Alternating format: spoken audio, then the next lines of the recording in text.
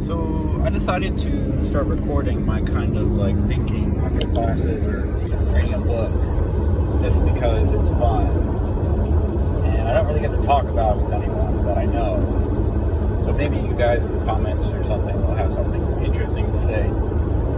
Maybe we can discuss it further. But I've been reading Anti-Oedipus by Deleuze and Guattari.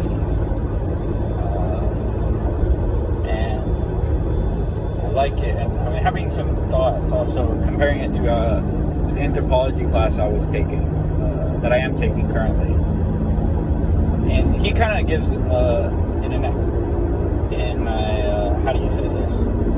He kind of contextualizes like contemporary like scholarship in a way that makes everything kind of make sense. So we have modernism, all right? And this is what Talia said later. We have modernism, and that's great. Okay, we're finally discovering truth, capital T truth, and we're getting shit done.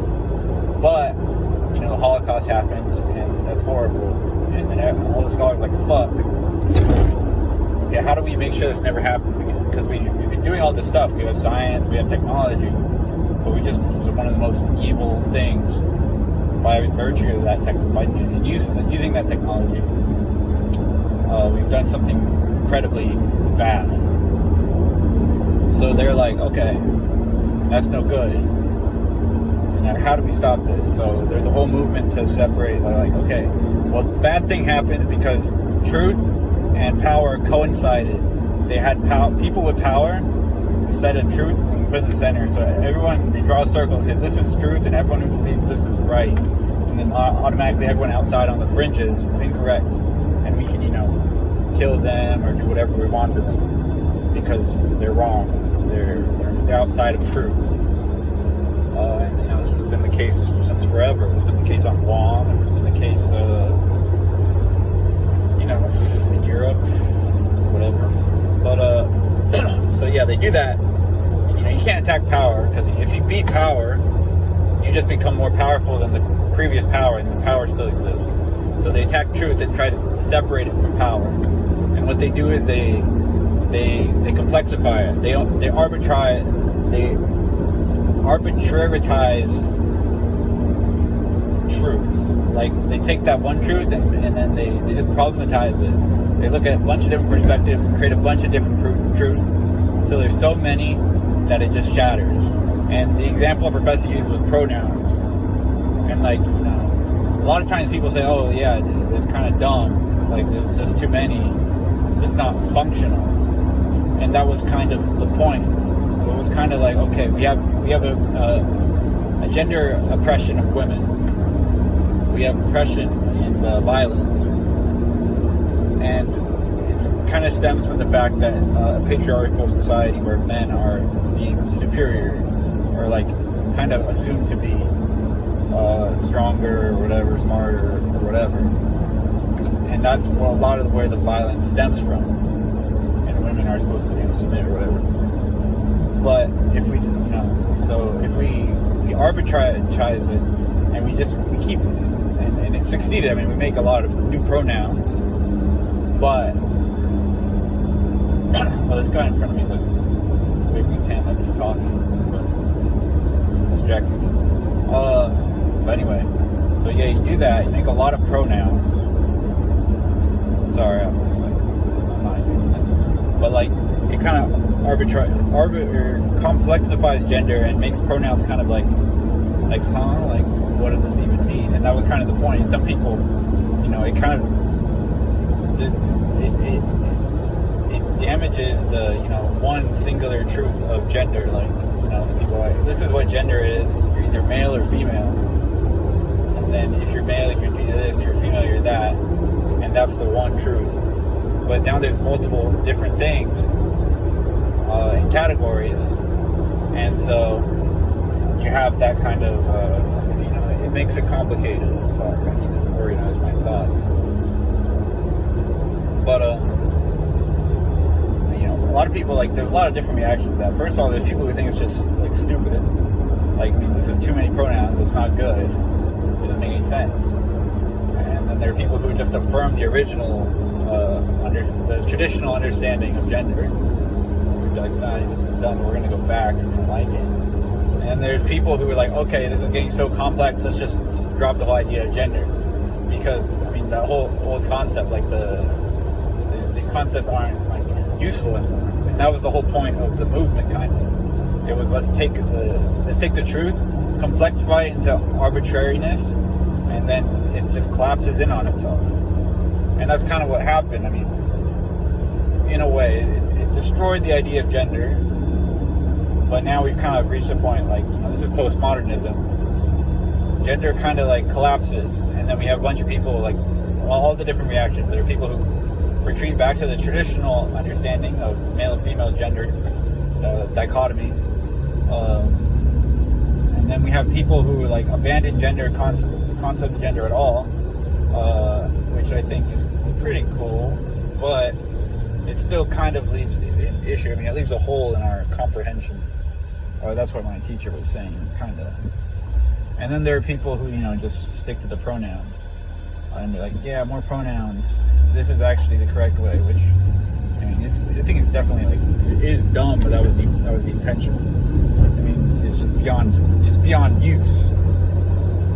But now that we've arbitrarized gender, postmodernism doesn't, like, it destroys a lot of things, and it ends up kind of destroying itself, according to my teacher. Anthropology, because this nature of pluralizing truth to like such an extent that, you know, like in regard maybe to morality or ethics, it becomes arbitrary. You know, everyone has their own truth, is what people say. Like, there's my truth and your truth, so we don't even need to talk about it. But that's like destructive and problematic in itself, because, you know, we don't just live in a world like an individualistic, like atomized world like that. We affect each other and can benefit or harm each other. So that's kind of the problem with postmodernism, and that's kind of what we see today, I think, is like people take that kind of ideology of their own personal truth, both on I don't know. It's not like in the U.S. there's like it's more like left and right. I feel like it's like not a super useful distinction, particularly in the United States, just because. Okay, I'm getting off topic. But, you know, people on the American like liberals, lowercase l liberals in the U.S. and then conservatives in the U.S. both kind of like take this kind of position, and it's become even more enhanced. Like if you go on YouTube, you see videos of people talking, and like it's like total BS. Like there's this one channel I saw, and like YouTube's really trying to like polarize me, I think, because I keep getting like I get super strong like liberal kind of media, I'll be like, yeah, this is the case, and then I got super strong conservative media, and they're like totally contradicting each other. But I get both of them recommended to me, which makes me wonder. But anyway, like there's this one channel that just criticizes like China, like, or it doesn't criticize China, it just says, wow, China fucked up. Look, China fucked up like really bad. Xi Jinping, that guy screwed up really bad. Like they're struggling. This is really bad, and they just keep saying that.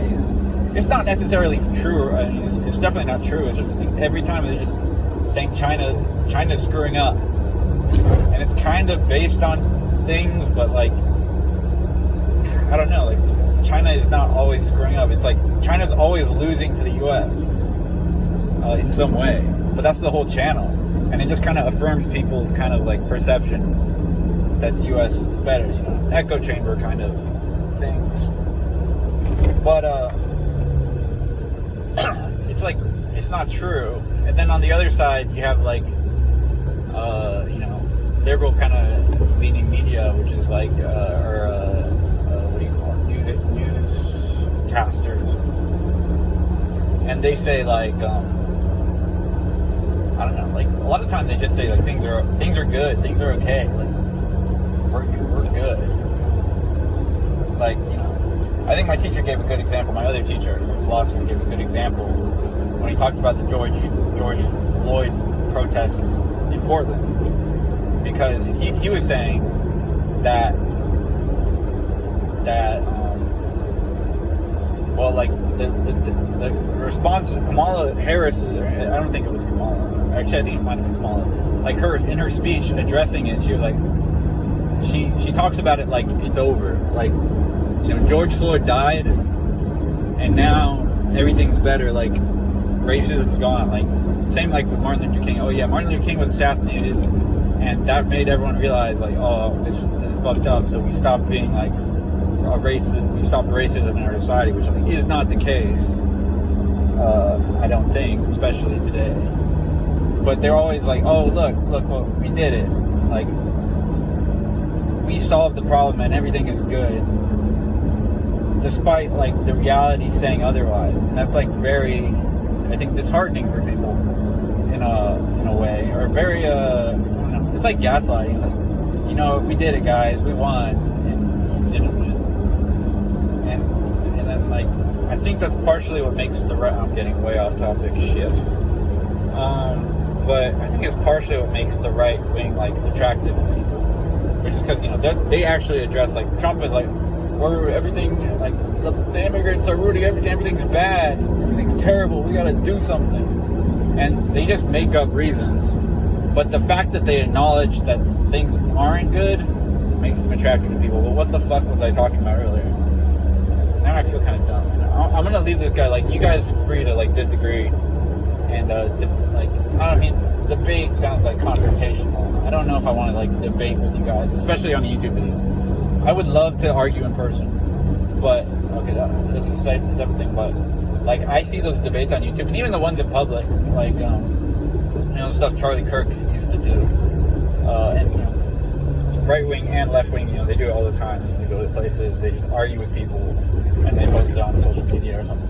But like, even people like non-political, it annoys me because there's like a huge power imbalance in debating someone. Like, this whole event was organized by them. They're standing on a stage. You walk up, and you've already lost. You've already lost the debate, because it's not a debate. It never was. It's like it's more like just a display. So like, me debating on YouTube, especially, like, I really hate philosophy too. Just because you don't read their stuff. Like, she doesn't read her papers, like the ones she cites. Like, I don't know, like, they're not, I don't mean to sound like a prick, but they're not like up to academic standards. They're not even like accurate to what they're saying. It's very much like affirming her own ideas with a confirmation bias, which we're all guilty of. But I think, like, for someone who studied philosophy, like, that's like an unacceptable degree of confirmation bias. Like, but shit, I'm losing my train of thought. I don't normally drink coffee, but I drank coffee today, and it made me want to record this video. It makes me want to do a lot of shit.